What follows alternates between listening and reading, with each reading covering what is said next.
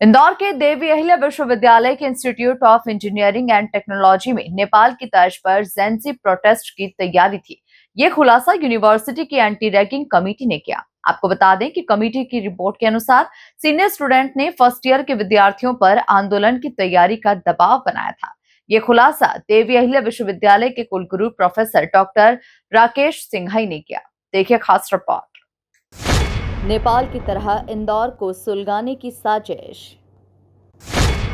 देवी अहिल्या विश्वविद्यालय में Gen Z protest की साजिश का खुलासा। डीएवीवी में रैगिंग की परतें खुली तो हुआ चौंकाने वाला खुलासा। सीनियर्स ने सीक्रेट मीटिंग में बनाई थी योजना। यूनिवर्सिटी की एंटी रैगिंग कमेटी की रिपोर्ट का खुलासा। इंदौर के देवी अहिल्या विश्वविद्यालय के institute of engineering and technology में रैगिंग का एक गंभीर मामला सामने आया। इस मामले में एंटी रैगिंग कमेटी की जांच में चौंकाने वाला खुलासा हुआ है। कमेटी की रिपोर्ट के अनुसार कुछ सीनियर छात्र नेपाल में हुए जेनजेट यानी जेंजी प्रोटेस्ट की तर्ज पर इंदौर में भी ऐसा ही आंदोलन शुरू करने की साजिश रच रहे थे। उनका मकसद फेक सोशल मीडिया आईडी के जरिए भ्रामक और उत्तेजक पोस्ट वायरल करके माहौल को बिगाड़ना था।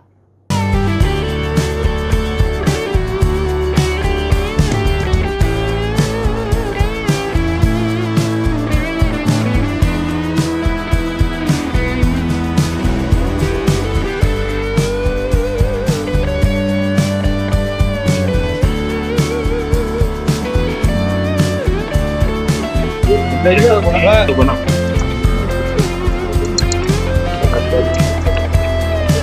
क्या होगा फिर उनका फिर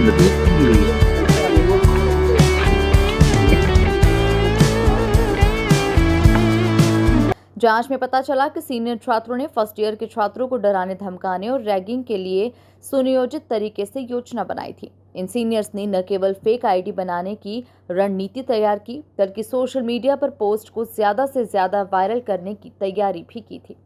उनका उद्देश्य था कि विश्वविद्यालय और शहर में अशांति फैलाकर एक बड़े प्रदर्शन को अंजाम दिया जाए। इसके लिए उन्होंने नेपाल के हालिया जेनजेट आंदोलन को प्रेरणा के तौर पर लिया, जिसमें युवाओं ने सोशल मीडिया के जरिए अपनी बात को तेजी से फैलाया था। हालांकि देवी अहिल्या विश्वविद्यालय कुलगुरु डॉक्टर राकेश सिंघई ने कहा कि नेपाल का एंगल जोड़ना जल्दबाजी होगी। अभी कुछ दिन पहले कुछ छात्रों ने रैगिंग की थी एक छात्र की, जो सेंट्रल गवर्नमेंट में उन्होंने एक शिकायत की थी। हमेशा जब भी रैगिंग होती है उसकी एक गाइडलाइन है, उस गाइडलाइन के अनुसार कार्रवाई की गई थी। उसमें कुछ बच्चों को, कुछ सीनियर बच्चों को फाइन वगैरह किया गया था और हॉस्टल से बाहर किया गया था। तो उन बच्चों के द्वारा जो पता लगा है अभी हम लोगों को कि उन बच्चों के द्वारा जूनियर, चूंकि उनको निकाला गया है और इस तरह का फाइन वगैरह है तो कुछ आक्रोश है उनके मन में। उसके अंतर्गत इन्होंने जूनियर बच्चों को बुला के धमकाने का कुछ कार्य किया है, जो विश्वविद्यालय के बाहर किसी रेस्टोरेंट में उन्होंने बुलाया था और वहां पे इन लोगों को कुछ इंस्ट्रक्शंस दिए गए। उसके फलस्वरूप बच्चों ने आके, अब ये नहीं पता कि किन बच्चों ने किया है, परंतु जानकारी में ये आई है कि जूनियर या सीनियर बच्चों ने सीसीटीवी के कैमरे और डीवीआर वगैरह तोड़े हैं और चुरा ले गए।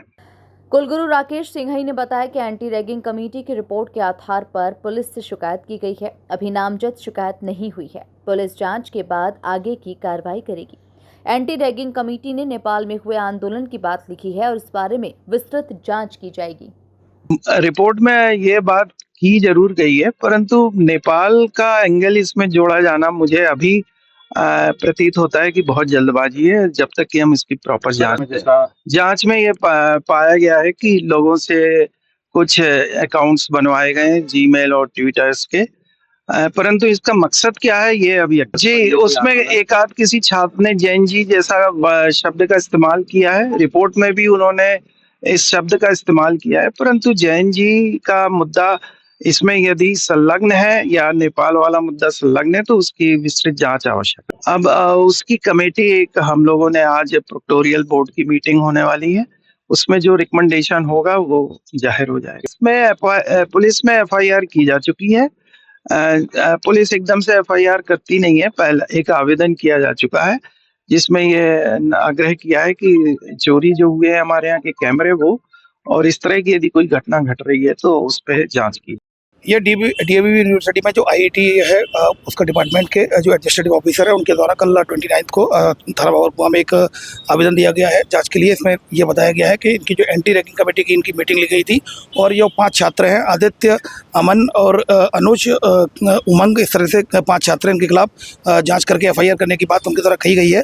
फिलहाल आवेदन पत्र को जाँच में लिया गया है। जाँच में आए हुए तथ्यों के आधार पर वैधानिक कार्रवाई की जा रही है। आवेदन पत्र पर नेपाल का जिक्र है, पर किस आधार पर इनके द्वारा किया गया है, एंटी रैगिंग कमेटी के सभी मेंबर्स को बुलाकर पूछताछ की जाएगी किन आधार पर उनके द्वारा ये पाया गया है, और ये सारी जांच का विषय है। जांच के आधार पर वैधानिक कार्रवाई थाना बाबरपुर द्वारा की जाएगी। देखिए, जैसा कि मैंने बताया, इनके द्वारा जो आवेदन दिया गया, आवेदन में सभी पक्षों की जांच की जाएगी। किस आधार पर अगर इनकी ये बात पाई जाती है कि छात्रों को परेशान करने के लिए गलत शिकायत की गई है तो इन तथ्यों की भी जाँच की जाएगी। पूरे मामले में रैगिंग के साथ साथ सोशल मीडिया के दुरुपयोग की योजना भी सामने आई है, जो विश्वविद्यालय प्रशासन के लिए एक गंभीर चिंता का विषय बन गया है। Bureau report, MP news, Indore.